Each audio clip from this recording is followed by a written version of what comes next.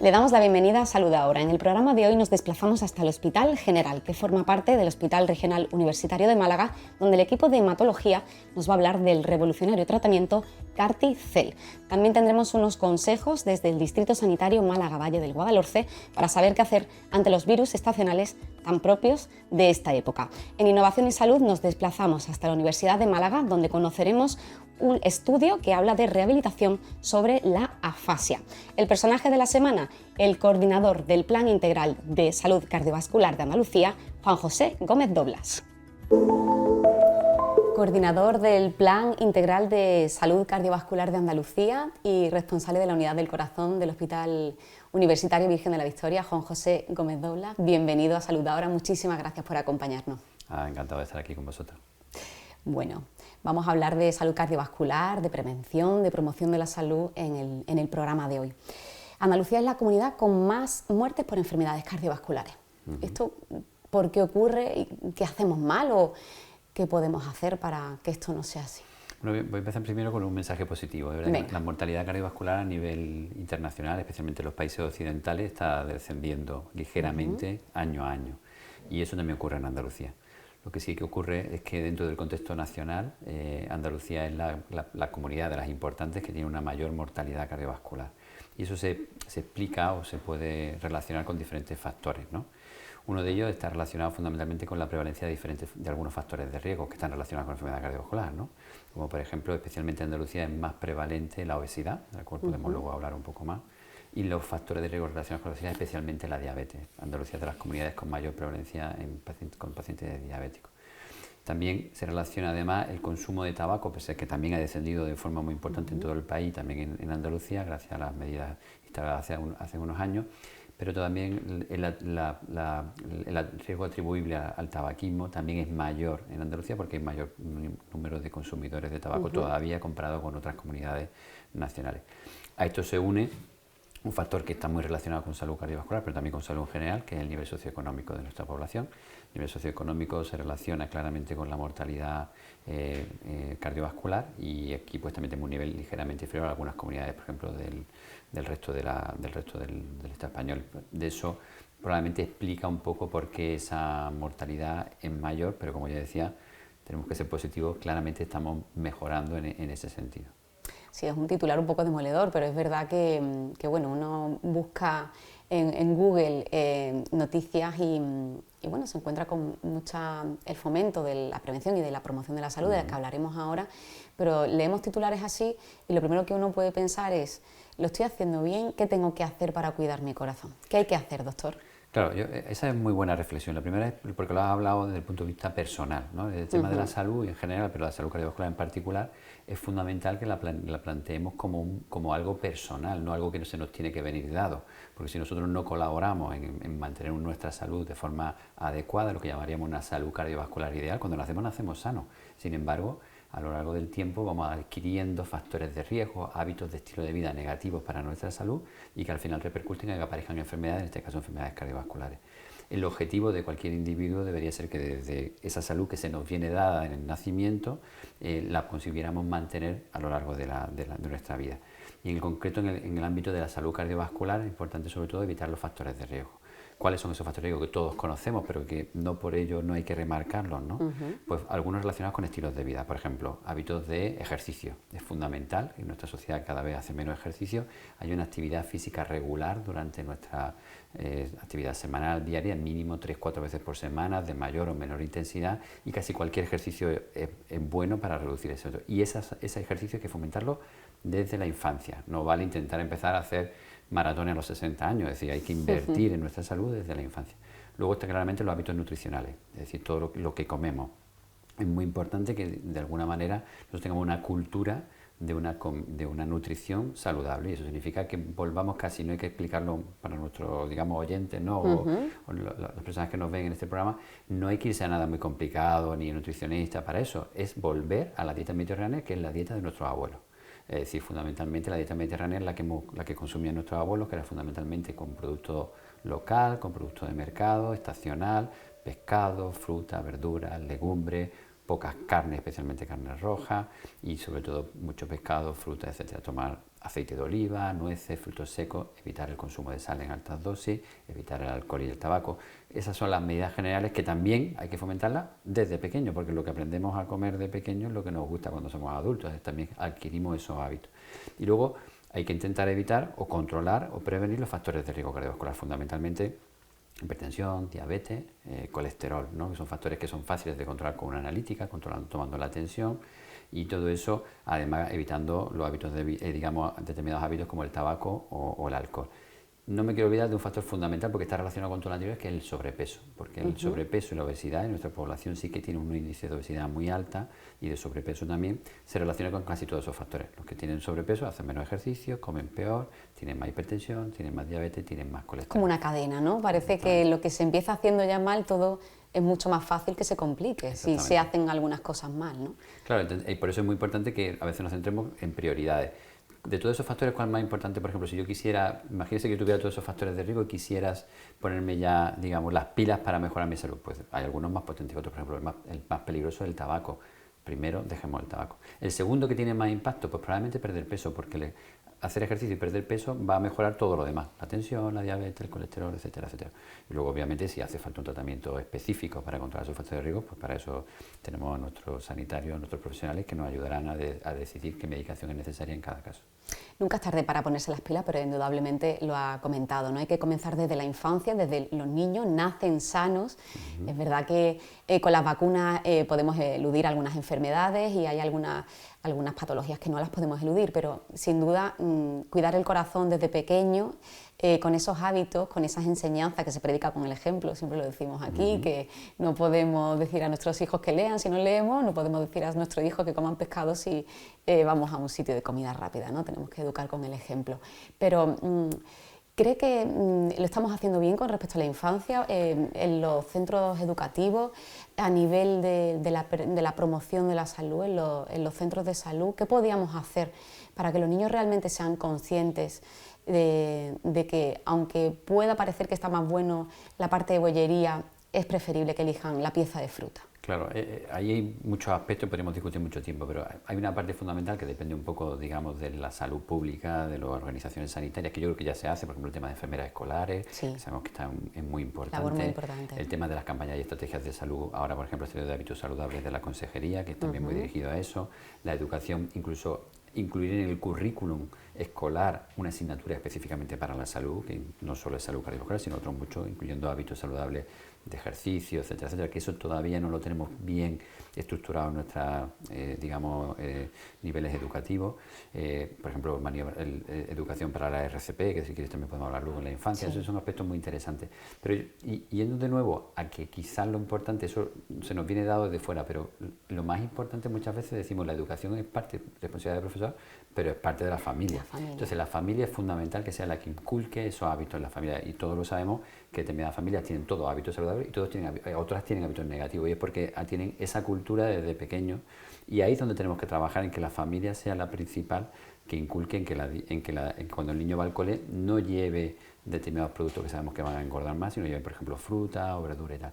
También hay que reconocer que la dieta rápida y la comida basura es más barata que la comida de calidad. Y eso supone que cuando hablamos de poblaciones con nivel socioeconómico bajo, y por eso hablábamos antes de ese tema, se relaciona para una persona monoparental que tenga pendiente, que tenga varios hijos y tal, es más fácil pues comprarle varios productos de altas calorías de bollería industrial que a lo mejor preparar fruta, ¿verdad? Que es a veces más cara. Entonces eso hay también hay que tenerlo en cuenta, y ahí sí que podemos apoyar, yo creo que desde las consejerías, desde algunas políticas, en mejorar otro aspecto, por ejemplo, que también es legislar, por ejemplo, que en los colegios o en los, digamos, centros sociosanitarios no haya máquinas de vending que tengan productos que son dietéticamente inadecuados, y probablemente es verdad el ejemplo desde dentro. Claro, porque tú puedes tener la máquina allí que te están vendiendo un determinado producto que sabes que tiene, que es fácil de que el niño se lo compre, pues probablemente hay que alejarlo y que haya otro tipo de productos que sean más, digamos, saludables para esa población, que en ese momento, pues claro, se le tira más para los ojos determinados productos que otros, ¿no? Y sobre todo que, bueno, además de que económicamente quizás pues sea más barato algunos alimentos, parece que los otros son más accesibles, están en más sitios, más a mano, ¿no? Y bueno, no hay que prepararlos, que también parte de los problemas de esta sociedad es que vivimos muy deprisa, no hemos hablado del estrés, pero el estrés, ¿cuánto nos afecta el estrés? Claro, es fundamental, precisamente el estrés lo que suele hacer es que como no tienes tiempo y estás muy estresado y tal, lo que te apetece menos es tirarte media hora cocinando en la cocina. Y entonces lo que ocurre es que tiras de productos ya elaborados. Los productos elaborados sabemos que tienen más sal, solamente están productos que no controlas a veces, tienen muchas veces más niveles de grasa y eso hace pues que tiremos nuestro nivel de vida haga que muchas veces no cocinemos para tal. Entonces por eso hay que considerar, por ejemplo, a veces la cocina como una cultura, como un juego, introducir a la familia de alguna manera para que ellos vean qué productos son los más consumibles, que sean también agradables desde el punto de vista del paladar, ¿no? Del gusto, claro, ¿no? porque los niños a veces, las grandes compañías internacionales de comidas rápidas buscan precisamente que el crío tal les guste y obviamente nosotros tenemos que competir con eso, con otro tipo de productos más saludables. Pero todo eso al final es cultura. Una cultura. Y entonces yo creo que esa cultura familiar la tenemos que intentar interiorizar en nuestra familia y ya digo, muchas veces tampoco hay que inventar la rueda, es volver mucho a lo tradicional, al plato de cuchara, sin muchas grasas animales que nuestras abuelas, nuestras madres han hecho muchas veces, intentar mantener esas recetas. Que hemos evolucionado por un lado, pero no evolucionado de otra manera, ¿no? Cuando precisamente nuestro país es una zona, es la zona de Andalucía, es zona mediterránea, que tiene menos riesgo de mortalidad cardiovascular, porque aunque tengamos más, pero tenemos menos riesgo, mucho menos que las zonas de Europa, del centro de Europa o del norte de Europa, gracias a que tenemos unos hábitos de dieta muy diferentes, consumimos alimentos que ellos no consumen, lo que tenemos que es decir, hacer que esos productos mantenerlo, ¿no? Exactamente. Esa tradición que se arraigue de verdad, ¿no? Como ha existido. Cambiando de tercio, las cardiopatías más comunes en Málaga, en Andalucía, en España, ¿cuáles son los principales problemas que afectan a nuestra ciudadanía en lo que respecta al corazón? Pues bueno, pues fundamentalmente yo creo que son fáciles de recordar. La mayoría identifica como enfermedad cardiovascular el infarto o la angina de pecho, que a fin de cuentas son diferentes expresiones de la misma enfermedad, lo que llamamos cardiopatía isquémica o enfermedad de las coronarias. Esa es una de las más prevalentes. Tengamos en cuenta que es la principal causa, por ejemplo, de muerte súbita en mayores de 40 años, especialmente afecta a varones, que consumen más tabaco, etcétera. La segunda de las más frecuentes es la insuficiencia cardíaca, porque la cardiopatía isquémica estamos consiguiendo los infartos poquito a poco y reduciendo, porque la gente cada vez pues tiene hábitos mejores, se cuida un poco mejor, fuma menos y tenemos mejores tratamientos. Claro, y la prevención también de la que trabajan ustedes. Y aparte el tratamiento del infarto cada vez ha evolucionado, el código infarto, por ejemplo, que hace que el paciente pues no es lo mismo que hace 15 o 20 años, el paciente claramente evoluciona mejor.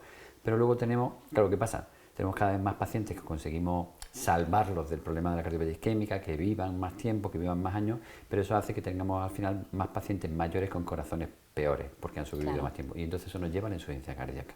El gran problema actualmente, y que crece todavía más, es la insuficiencia cardíaca, que es que el corazón no es capaz de mantener su actividad y eso hace que el paciente se canse, le falte el aire, se hincha, y esa insuficiencia cardíaca puede ser el final de muchas cardiopatías, cardiopatía hipertensiva, isquémica, arritmia, etcétera. Y esa es la que no conseguimos controlar, porque generalmente son personas mayores, con otros problemas de salud, y eso es cada vez más complicado porque necesitan muchos actores y mucho esfuerzo, desde la propia familia a la estructura sanitaria. Y ahí es donde tenemos que trabajar mucho. El tercer gran grupo son las arritmias, especialmente la fibrilación auricular, que es la que más crece, porque la fibrilación auricular es una arritmia muy frecuente y que aparece sobre todo en personas mayores y hipertensas. Y claro, la gran mayoría de nuestra población, cada vez más mayor, pues cada vez más tenemos fibrilación auricular. Una de cada 5 o 6 personas mayores de 80 años puede tener esta arritmia, que además es responsable de una parte importante de los ictus que ocurren, ¿no? Entiendo que esas son las líneas en las que trabajan, evidentemente, ustedes, los profesionales sanitarios. ¿Cuál es el futuro de la especialidad? Bueno, el futuro de la especialidad tiene muchas posibilidades, muchas ramas, ¿no? La parte de la prevención, que quizá ya tenemos muy interiorizada, con nuevas herramientas tecnológicas, sobre todo, que a veces que podemos hablar mucho de ellas. Desde el punto de vista, digamos, tecnológico, hay una gran cantidad de dispositivos, por ejemplo, el tratamiento de las valvulopatías sin operar, lo que llamamos la cardiología estructural, es decir, arreglar válvulas sin que te tengan que abrir el pecho, una de las cosas que cada vez se avanza más. Eso, el tratamiento de las arritmias, que también ha mejorado mucho desde el punto de vista tecnológico. Quizá yo diría que el futuro más está muy relacionado con todo esto que llamamos los dispositivos de salud que utiliza la gente, los wearables, ¿no? Es decir, que cada vez más, probablemente hablaba yo con un paciente que probablemente ya mismo va a tener un dispositivo que llevaremos en la muñeca que nos toma la tensión, la frecuencia, la saturación, la glucosa, que te va a controlar un montón de factores, y la comunicación, el control de esos factores desde el punto de vista preventivo va a tener mucha importancia, porque uno va a ser capaz de adelantarse a la enfermedad. Y además también tener dispositivos que te permiten en pacientes con enfermedades como la insuficiencia cardíaca anticiparte a que tengan una descompensación, de manera que tú vas a poder de tu ordenador, ya lo hacemos para muchas cosas, hay dispositivos que te permiten tener un paciente controlado en remoto sin que el paciente tenga que ir al hospital, de manera que tú te puedes anticipar a cambiar el tratamiento. Yo creo que mucho de lo que va a venir viene por ahí. Y luego también, desde el punto de vista farmacológico, hay grandes avances, sobre todo lo que esto que llamamos la medicina personalizada, y es que desarrollemos fármacos muy específicos para enfermedades muy concretas, y está el tema de las enfermedades raras, que van a ser muy específicos para tratar, a veces incluso a través de la terapia génica, que eso sí que va a suponer una revolución, porque claramente enfermedades que tienen poca solución o soluciones muy parciales van a tener que hacer un tratamiento, llamémoslo casi curativo, porque tú vas a ir directamente a la raíz del problema, que es la genética de esa enfermedad. Y eso yo creo que sí, ya se están desarrollando fármacos, algunos de ellos ya los tenemos próximamente, que van a cambiar la situación de algunas patologías cardiológicas, igual que ocurre en otros problemas de salud general, ¿no? Lo mencionaba, la tecnología, y con esto ya terminamos, nos está ayudando mucho. Si echamos la vista atrás, me imagino que cuando comenzó la residencia, pues esto le parecería casi chino. Sin embargo, estamos ya con, bueno, es el presente, en que ya muchos dispositivos casi nos ayuden a predecir algunos eventos, ¿no? Y que la tecnología permita realizar técnicas no invasivas.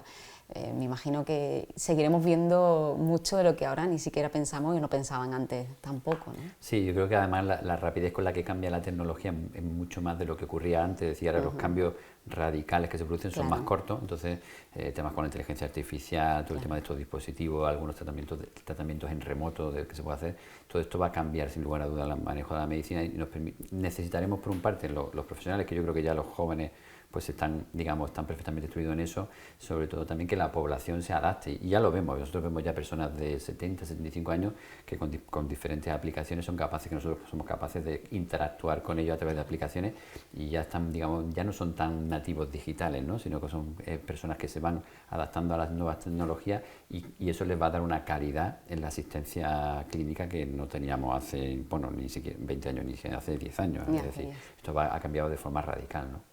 Muy bien, pues Juan José Gómez Doblas, muchísimas gracias por habernos acompañado en Salud Ahora. Esperamos contar con usted más adelante y conociendo, pues, bueno, algunas de las labores que realizan en su centro sanitario. Muchísimas gracias. Muchas gracias por invitarme. Muchas gracias.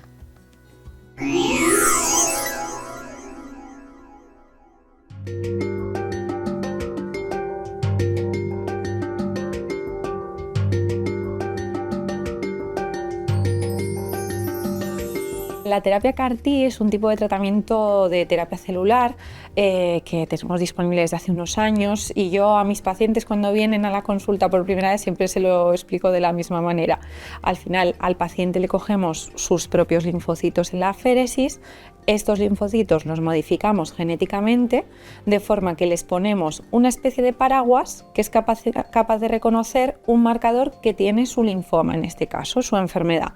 Entonces, cuando ya nos los devuelven genéticamente modificados, esos linfocitos, al ponérselos, son capaces de ir por su cuerpo localizando aquellas células que tienen ese marcador y atacándolas directamente para intentar destruirlas. El Ministerio sacaba unas bases, digamos, unas condiciones que tenía que reunir el hospital porque afecta a todo el hospital. Y lo primero que tenemos que señalar no es en que la aplicamos los hematólogos, es una terapia que implica a muchas especialidades y realmente implica a todo el hospital. Entonces, se basa sobre todo en la experiencia que tiene ese hospital, no solo con CAR-T-cell, sino con trasplante alogénico.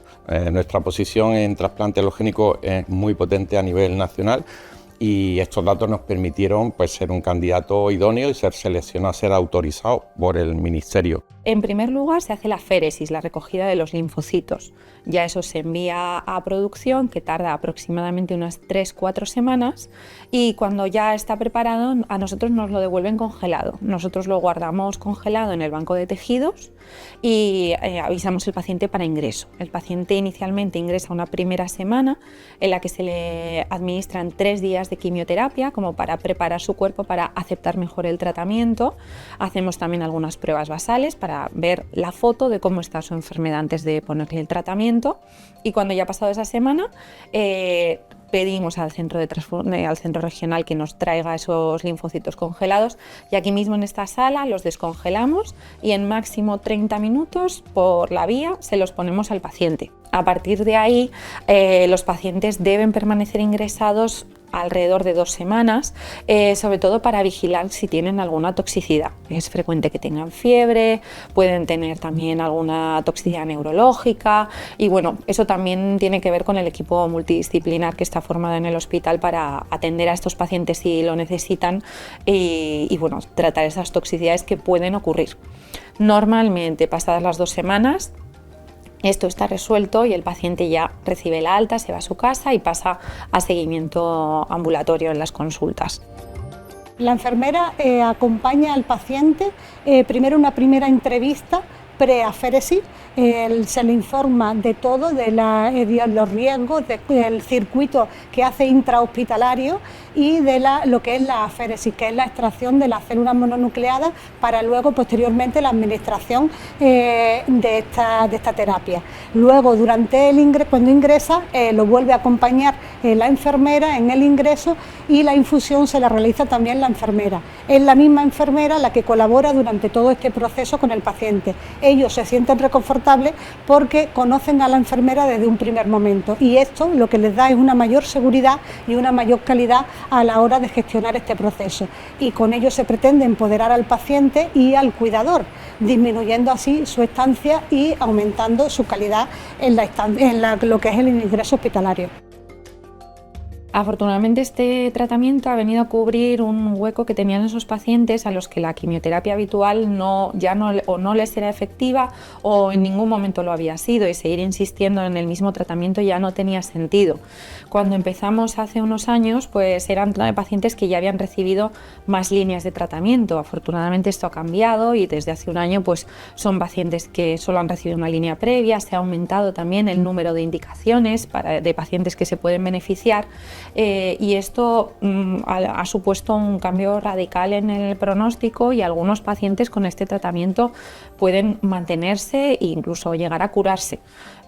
Cuando no lo conseguimos o no es así, pues tenemos otros tratamientos disponibles que afortunadamente también con el desarrollo y con la investigación pues podemos utilizarlos hoy en día. Esta terapia va dirigida sobre todo a pacientes con linfoma, también leucemia infantil, leucemia linfoblástica infantil, y ahora también empezaremos con mieloma, pero los que hemos hecho hasta ahora sobre todo son linfomas. Este perfil de pacientes son pacientes para los que ya eran refractarios a quimioterapia, no teníamos una opción de tratamiento ya adecuada para ellos, pacientes de todo tipo de edades. La verdad que de pronto tener la opción de la terapia celular, una opción que venía a poner sobre la mesa la opción de curación, pues la verdad que es un cambio radical, ¿no? O sea que, y luego como hospital poder ofrecer que ningún paciente de Málaga tenga que irse fuera para recibir las terapias más avanzadas, para nosotros ha sido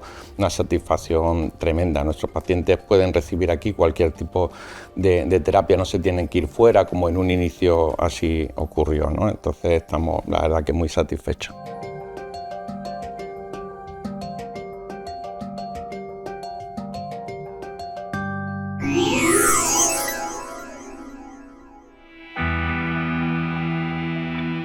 Nos encontramos en una época, el invierno, que es epidémica de virus respiratorios. Existen miles de tipos de virus respiratorios y más o menos todos se presentan de la misma manera. ¿En qué momento vamos a acudir al médico? ¿Vamos a acudir al médico cuando tengamos un estornudo? No. ¿Cuando tengamos tos? No. Cuando tengamos esto, más fiebre, más mucosidad. Es el momento de ir al médico. Hasta ese momento, ¿qué podemos utilizar? Pues alguna infusión, algún remedio casero. Si no mejora, nos ponemos una mascarilla y acudimos al médico, que nos va a prescribir algo eficaz desde el minuto 15 o 25. ¿Por qué no del primero? Porque a veces simplemente es un estornudo, no pasa de ahí. No hay que acudir en masa, alarmados. Hay que ir con tranquilidad y sabiendo que en 48 o 72 horas después de iniciar el tratamiento vamos a estar infinitamente mejor y recuperando nuestra vida laboral y social. ¿Y qué vemos en el médico? Una exploración, una atención, unas preguntas y una prescripción. Y con esa prescripción nos vamos a sanar. Recordamos que cuando aparezcan estos síntomas vamos a intentar proteger nuestro entorno. No besar a niños pequeños, no besar a abuelillos, no besar a personas cercanas, intentar lavarnos las manos continuamente, no tocar muchos objetos que los demás vayan a tocar, porque vamos a contaminar con estos virus. Recordar aquello que aprendimos durante la pandemia del COVID, que el contacto y la exposición a la saliva nos va a contaminar. Y poco más.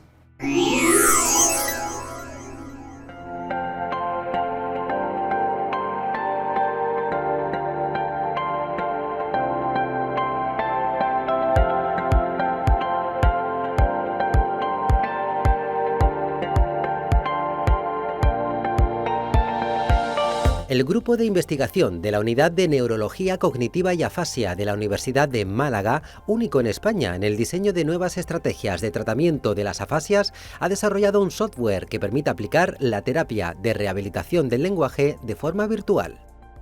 La afasia es una pérdida de alguna capacidad del lenguaje, puede perderse la capacidad de producir lenguaje, de recibir lenguaje, de comprenderlo, de escribir, de leer, de repetir, y está causada por un daño cerebral. La principal causa de la afasia suele ser un accidente cerebrovascular. La rehabilitación del lenguaje en las personas que tienen afasia, para que sea efectiva, es necesario que se reciba al menos 3 veces a la semana, es decir, cuanto más intensiva es la terapia, mayor es la recuperación del lenguaje. Hasta ahora, la terapia con la que este equipo científico investigaba, denominada Regia, se aplicaba de manera grupal durante 2 semanas de trabajo presencial. Y Gala, que es el nombre del nuevo software, facilita a las personas con afasia poder trabajar desde casa sin necesidad de desplazarse de forma intensiva y prolongada en el tiempo. La idea era, esta terapia que sabemos que tiene estos beneficios, vamos a intentar hacer un software que recoja las características de esta terapia y por tanto tenga los mismos beneficios que esta terapia. Gala sería el software, la adaptación de la Regia, del iLat, que es la terapia inicial desarrollada por el profesor Pulvermüller. Estas terapias intensivas se hacen en grupo para que las personas que participan se encuentren dentro de un contexto natural para mejorar la comunicación funcional en sus actividades de la vida diaria, gracias al uso de más de 1000 tarjetas. Las sesiones con el software son muy parecidas a una sesión presencial. De hecho, nuestro objetivo es que se parezcan lo más posible a una sesión presencial. Y bueno, pues las sesiones tienen una duración de 3 horas, con un descanso de media hora y en definitiva consiste en utilizar las bases de la terapia regia en forma de videollamada, digamos.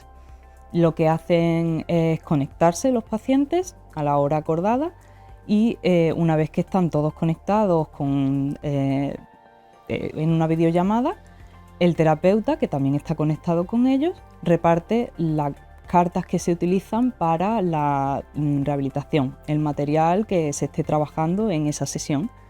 El objetivo de los pacientes, igual que en la regia presencial, es emparejar las cartas y para ello deberán conversar entre ellos y pedirse las parejas de cartas. Entonces este es un poco la excusa para que vayan conversando y vayan aumentando su capacidad de lenguaje. Por el momento, los investigadores se encuentran realizando el estudio de comparación entre ambas terapias, presencial y virtual, si bien continúan reclutando a personas al estudio tras constatar los buenos resultados de esta terapia. el requisito que tienen que tener es que sean personas que ya estén en una fase crónica, es decir, que haya pasado 6 meses desde que tuvieron el ictus, y que no sean mayores de 70 años, porque en ese caso, aparte del ictus, podían haber iniciado ya un proceso neurodegenerativo que puede impedir que se vean los efectos de la terapia de forma adecuada. Financiado por el Plan Andaluz de Investigación, Desarrollo e Innovación, IGALA forma parte del proyecto de I+D Telerehabilitación en afasia, evaluación de no inferioridad frente a terapia presencial e identificación de biomarcadores predictores de eficacia.